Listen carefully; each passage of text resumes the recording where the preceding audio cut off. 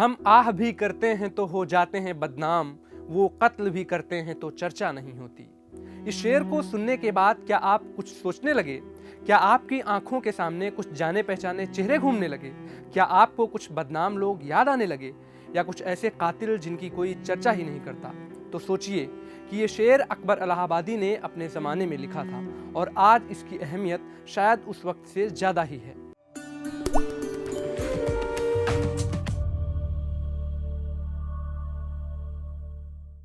आदाब, नमस्कार। मैं साकिब क्विंट हिंदी के वीकली वीडियो अल्फाज में आपका इस्तकबाल करता हूँ। आज के एपिसोड में बात उर्दू के मशहूर शायर अकबर इलाहाबादी की, जिनको लिसान उल अस्र कहा गया, मतलब वक्त की आवाज़।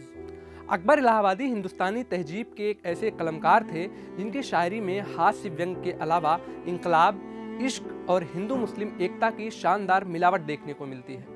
अकबर साहब ने अपने दौर में आवाम की आवाज़ को अपनी नज़मों और गज़लों का हिस्सा बनाया।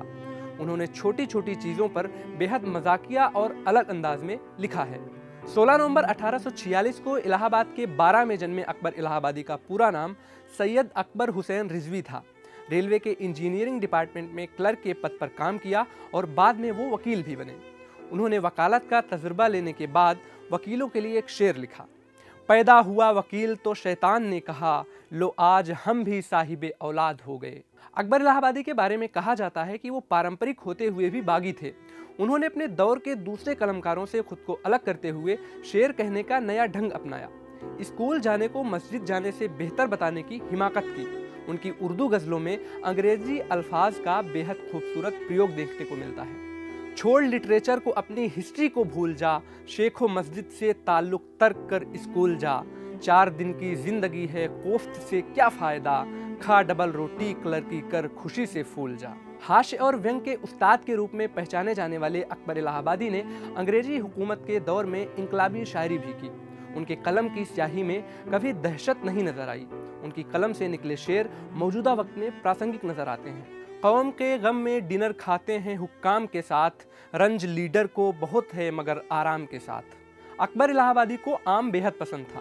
उन्होंने अपने एक दोस्त मुंशी निसार हुसैन के नाम खत लिखा और उसमें आम भेजने की दरखास्त की। नामा न कोई यार का पैगाम भेजिए, इस फसल में जो भेजिए बस आम भेजिए। ऐसा ज़रूर हो कि उन्हें रख के खा सकूं, पुख्ता अगरचे 20 तो 10 खाम भेजिए। मालूम ही है आपको बंदे का एड्रेस, सीधे इलाहाबाद मेरे नाम भेजिए। ऐसा न हो कि आप ये लिखें जवाब में, तामील होगी पहले मगर दाम भेजिए। साल 1919 का वो दौर जब हिंदुस्तान में खिलाफत आंदोलन शुरू हुआ। भारत के हिंदुओं और मुसलमानों के रिश्तों में दरार आनी शुरू हो गई। ऐसे वक्त में अकबर इलाहाबादी ने अवाम में एकता लाने के लिए कुछ मिसरे लिखे। हिंदू व मुस्लिम एक हैं दोनों, यानी एशियाई हैं। हम वतन, हम जुबां व हम किस्मत, क्यों न कह दूं कि भाई भाई हैं। अकबर इलाहाबादी के द्वारा की गई बार बार हिंदू मुस्लिम एकता की कोशिशों की वजह से कुछ अफवाहें भी उड़ी। कहा जाने लगा कि अकबर को हिंदुओं द्वारा रिश्वत दी जा रही है और वो शराब पीने के जाल में फंस गए हैं। जवाब में उन्होंने जो लिखा वो हर पीने वाले की दलील बन गई।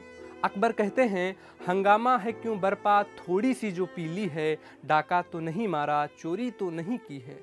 अकबर इलाहाबादी की लेखनी में व्यंग, इश्क, तहजीब, सियासत और समाज से जुड़े लगभग हर ज़रूरी पहलू का असर देखने को मिलता है।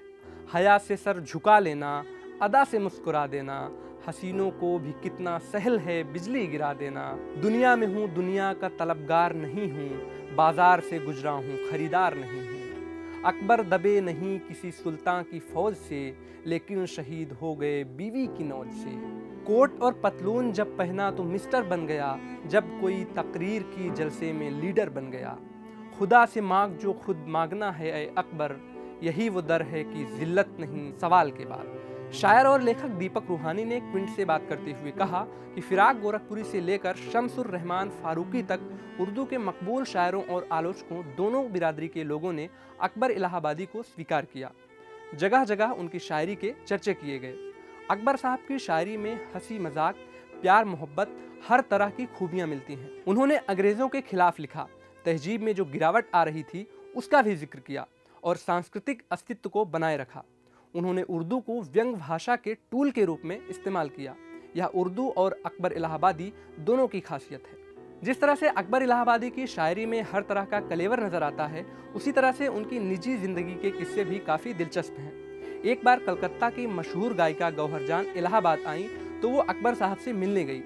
अकबर साहब ने अपने अंदाज में बातचीत करते हुए कहा कि पहले जज था और अब रिटायर होकर सिर्फ अकबर रह गया हूँ। हैरान हूँ कि आपकी खिदमत में क्या तोहफा पेश करूँ। इस मुलाकात के दौरान ही उन्होंने गौहर जान के लिए कागज़ पर एक शेर लिखा और उन्हें पकड़ा दिया। खुश नसीब आज भला कौन है गौहर के सिवा, सब कुछ अल्लाह ने दे रखा है शौहर के सिवा।